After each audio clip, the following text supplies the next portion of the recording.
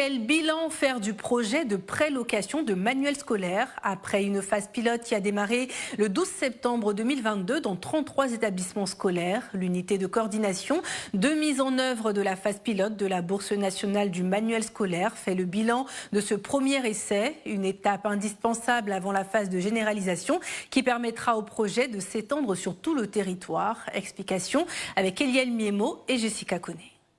Les acteurs du projet national de prélocation de manuels scolaires, la Bourse nationale du manuel scolaire Bonamas a évalué jeudi 4 mai 2023 à Yamoussoukro la phase pilote qui a été mise en place dans 33 établissements scolaires pour 5000 élèves.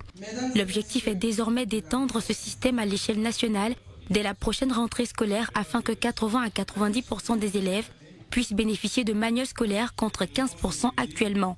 La phase pilote et le passage à échelle de ce projet sont financés par l'Agence française de développement, à travers le contrat de désendettement et de développement.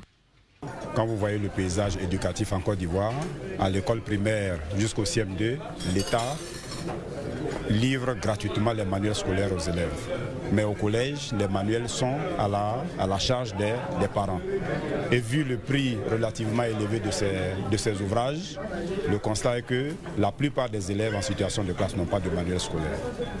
Donc c'est pour combler ce déficit que le ministère de l'Éducation nationale a travaillé sur ce programme-là afin de permettre aux élèves de Côte d'Ivoire de disposer de 8 manuels à des coûts très abordables. Les 8 manuels, c'est 10 000 francs que vous avez.